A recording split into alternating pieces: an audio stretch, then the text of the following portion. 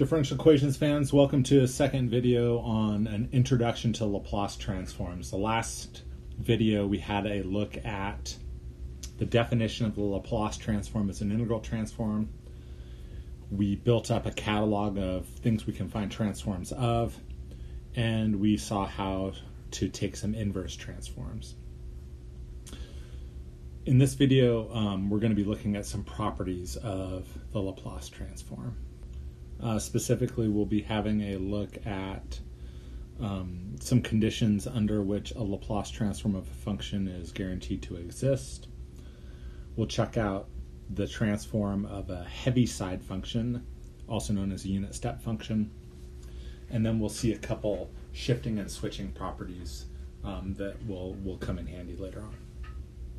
Okay, start off with the definition. This is a definition of exponential order.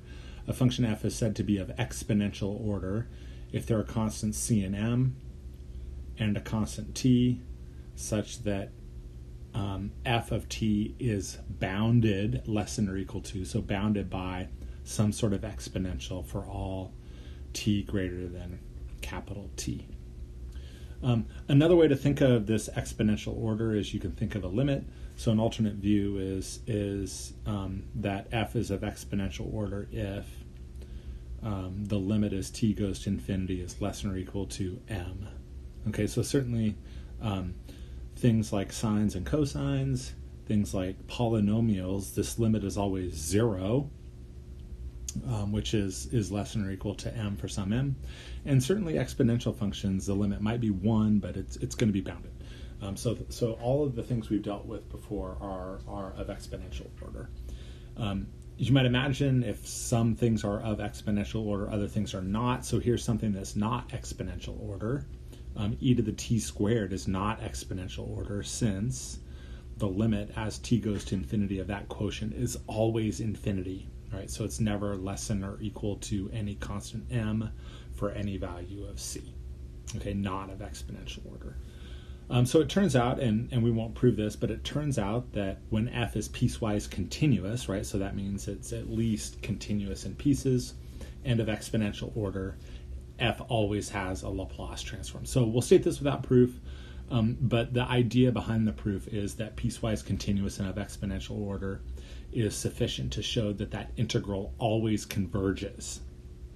Okay, heretofore we will refer to such functions as nice. Functions that are of exponential order and are piecewise continuous are nice. They always have Laplace transforms. Okay, so here's an example of a function that's piecewise continuous and of exponential order, but not any function that fits in our chart so far.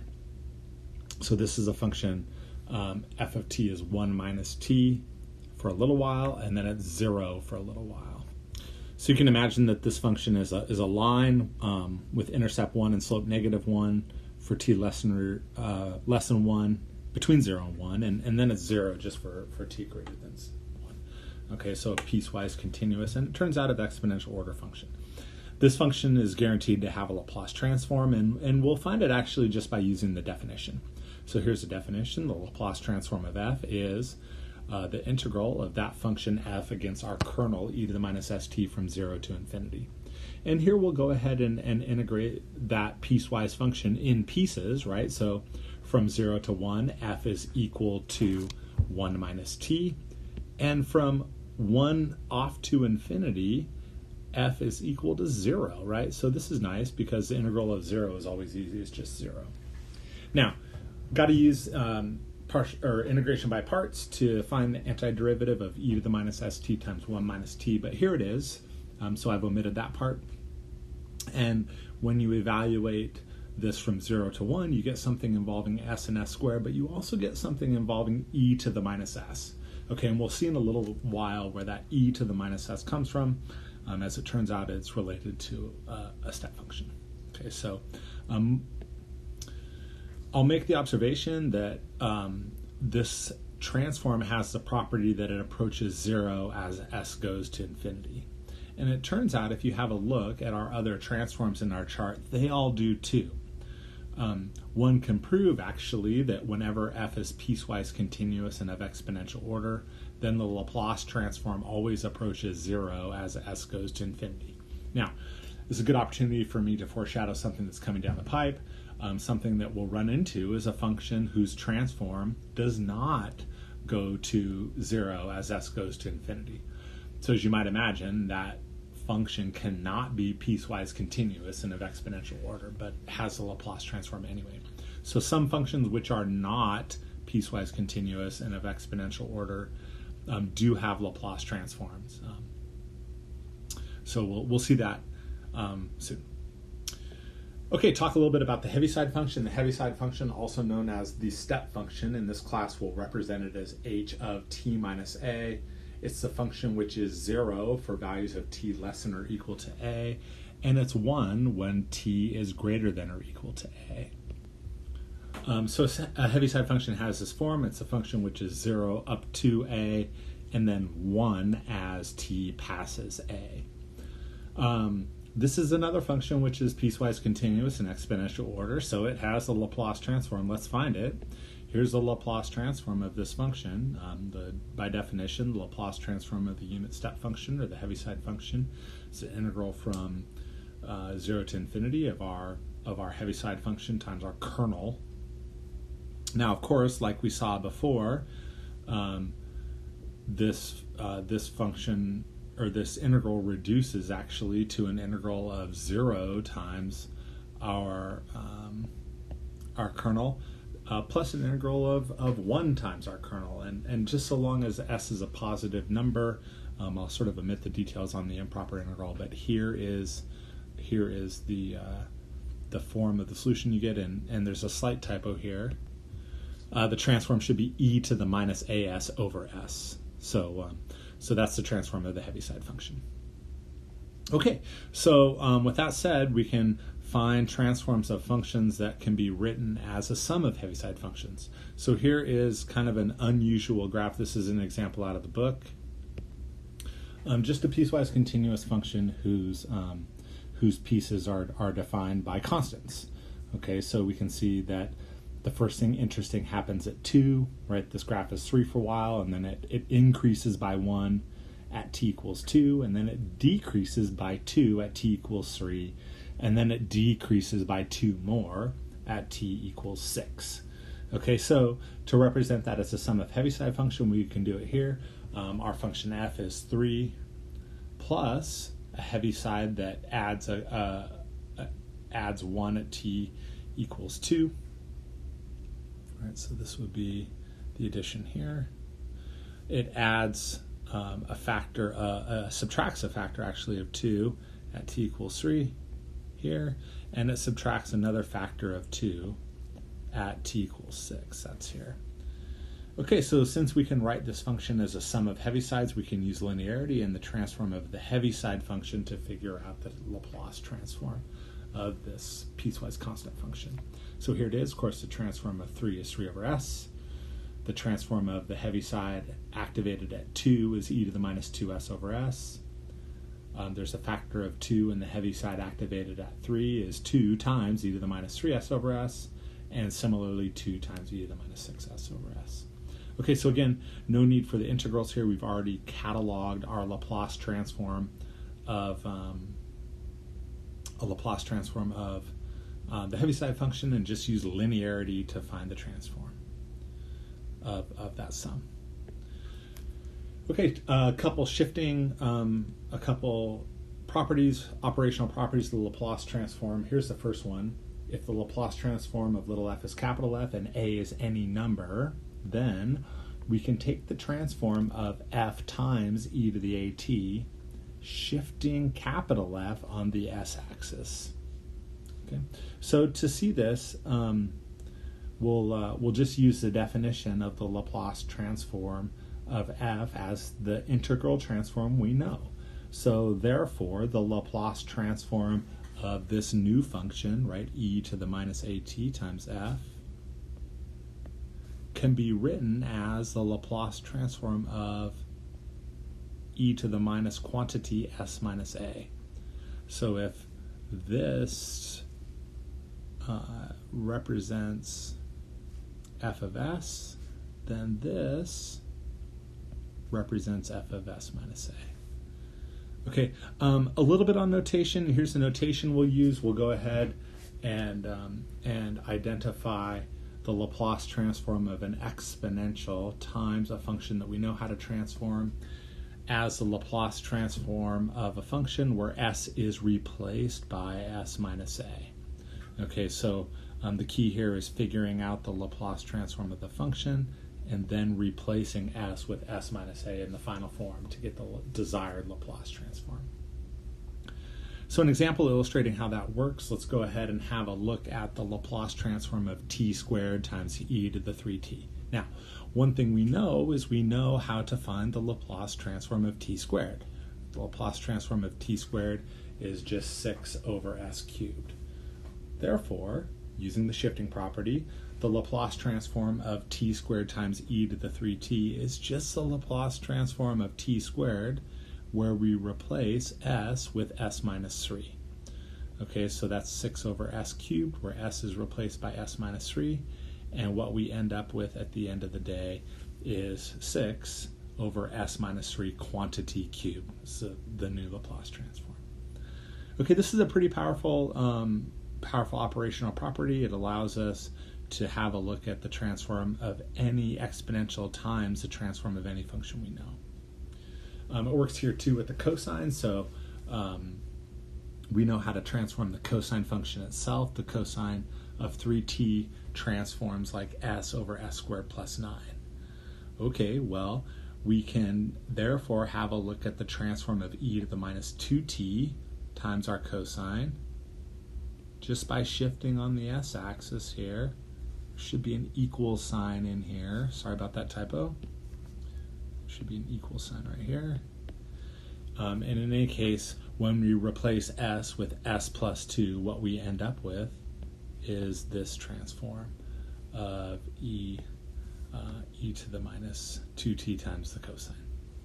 Okay, shifting along the s-axis. With every forward transform, we automatically have an inverse transform, and here's the inverse transform for shifting.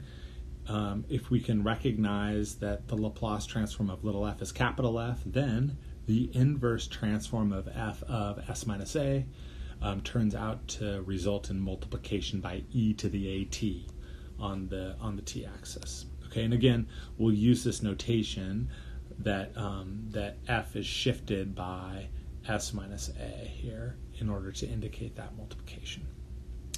As an example, here is the inverse transform of something that appears to have a shift of s minus 3, right? So again, we're identifying that shift here. Now, we're going to have to manipulate our function here to incorporate that shift everywhere, and we do it with that add and subtracting the same amount. So I'll go ahead and incorporate the shift adding and subtracting the quantity 3, and then splitting those two things up into one term that has the shift, s minus 3, and one term that's just a constant. Okay, so of course the factors of s minus 3 cancel, and we're left with 1 in the denominator, and then here 2 times 3 plus 5 is 11 in the numerator of the other term. Okay, so in order to have a look at the inverse transform, note that the second term has form 11 over s squared, where we've replaced s by s minus 3.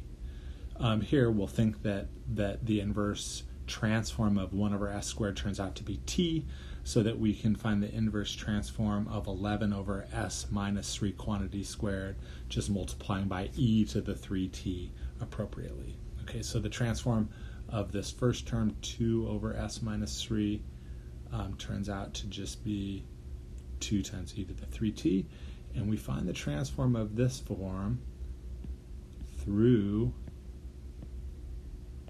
the shifting property on the s-axis. Okay, so 11t times e to the minus 3t is the form of the transform here. As I mentioned the other day, it turns out that completing the square is a convenient tool for identifying shifts. So here's an example that illustrates that. So let's go ahead and have a look at the inverse transform of s over 2 plus 5/3, all divided by s squared plus 4s plus 6. Okay, so start off by completing the square in the denominator to recognize the shifts. So here's our completing the square factor, adding and subtracting 4 to be able to write the first three terms as a perfect square, and then of course the negative 4 and 6 that are left give you a factor of 2 here. Okay, so it looks therefore like the shift is s plus 2. So again, we'll manipulate everywhere we have an s to incorporate that shift. So I'm adding and subtracting 2 in the numerator here, right? And then regrouping that 2 with the 5/3, the second one, as I guess 1/2 times negative 2 gives me a negative 1, so that at the end of the day we have 1/2 times s minus 2 in the first term, and just 5/3 minus 1 is 2/3 in the second term.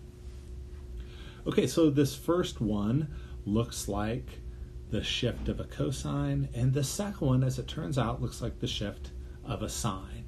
And to illustrate that, we'll go ahead and multiply and divide by root 2 to fully identify a sine there, and identify the shift s is replaced by s plus 2.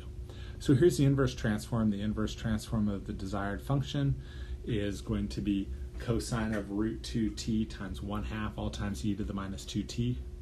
And similarly, sine of root 2t times 2 over 3 root 2 all times e to the minus 2t. Again, the sine and cosine come from their respective unshifted versions, whereas the exponential functions come from the shift of s to s plus 2. Okay, go ahead and have a look at a switching property. So if the Laplace transform of little f is big F and a is greater than 0, then the Laplace transform of f, I'll identify this thing as shifted and switched on at a, is e to the minus as times f of s. Here's why. Let's suppose that f has the form shown here. If we shift f by t minus a and multiply by a Heaviside function, that amounts to switching f on at a.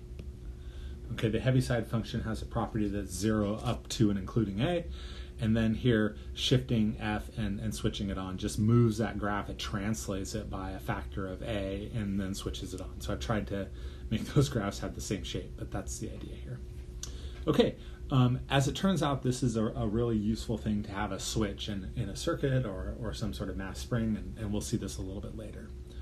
In any case, this is a function we can find the Laplace transform of, and we'll go ahead and just, again, appeal to the definition of the Laplace transform.